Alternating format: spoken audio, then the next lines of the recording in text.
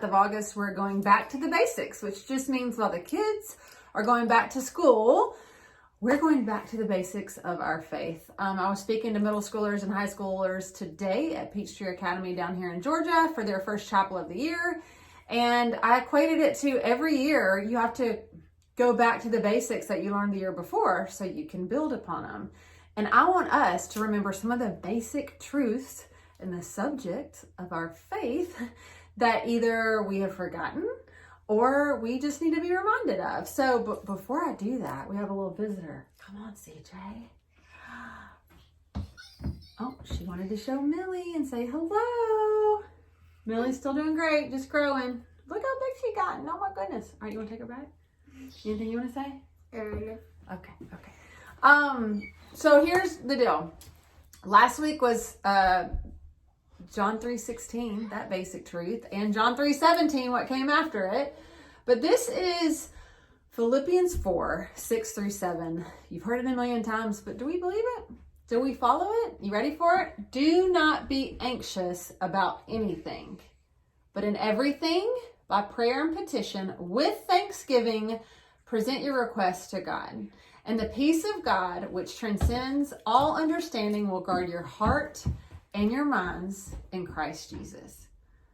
There it is. Do not be anxious about anything, but in everything, by prayer and petition, let your requests be made known to God. How often do we get anxious and we take it all on and we talk about it to other people instead of just taking a moment and instead of being anxious, turn our mind to thanksgiving and bring our requests to God?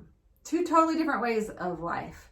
One way, the way that I usually do it with is anxiousness and being crazy and talking about it and not thinking about being thankful instead, brings chaos. The other way, nobody saw her.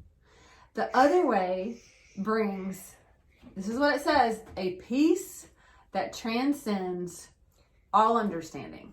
Okay, it was so cute today. Do you want Millie back? It was so cute today talking to high schoolers and middle schoolers, two very different groups of people, right? I thought I would enjoy the high schoolers more, but I realized like they internalize everything, right? So maybe I said something and it would resonate with them, but they weren't about to raise their hand when I asked a question, or they weren't about to like volunteer any information. That was not cool if they did that. But I know they were thinking some things. I could see it on their faces, even if their mouths weren't responding. The middle schoolers, on the other hand, were like so sweet and like open books. And I asked the question, does anyone here deal with fear and anxiety? And they were willing to raise their hands and they were willing to share ways that they have fear. And it was interesting. Two of the three that shared, it was fear of the end of the world, fear of the world ending, which I thought was so interesting. But I loved to remind these sweet little minds, we don't have to be fearful. We don't have to be anxious.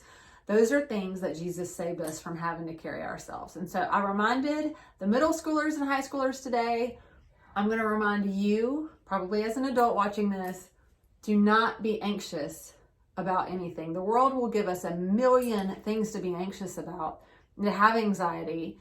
And we don't have to have those things. There's nothing good that comes from either one of those things. And it goes against what the Bible tells us to do, which is turn it to thanksgiving, and we will have peace.